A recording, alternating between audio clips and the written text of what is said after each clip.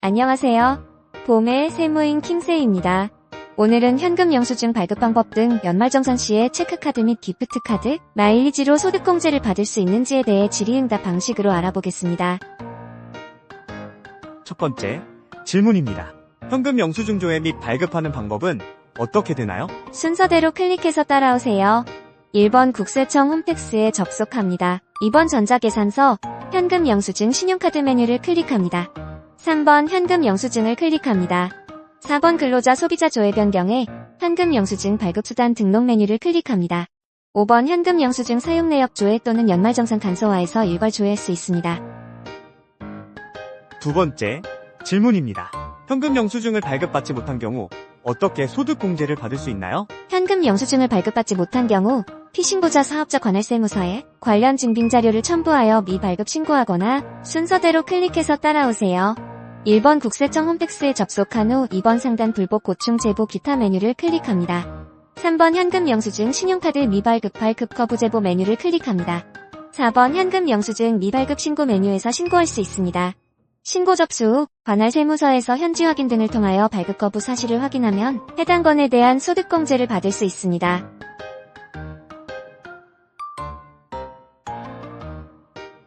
세 번째, 질문입니다.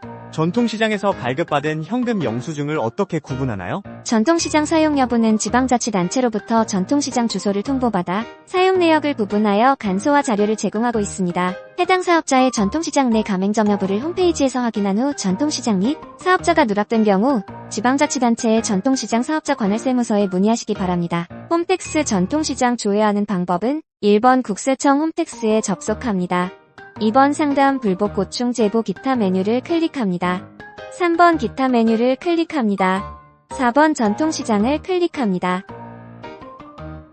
네 번째, 질문입니다. 체크카드로 물건을 구입한 경우 현금 영수증을 어떻게 발급받을 수 있나요? 안 됩니다. 체크카드는 별도의 매출 전표가 발행되므로 현금 영수증을 발급받을 수 없으며 현금 영수증이 아닌 체크카드로서 신용카드 등 사용금액 소득공제를 적용하는 것입니다. 다섯 번째, 질문입니다. 물건을 사면서 기프트 카드를 사용하였는데 소득공제가 가능한가요? 선불카드의 경우 김영식 선불카드, 주실지명의가 확인된 것으로 대가를 지출한 경우 소득공제 대상입니다.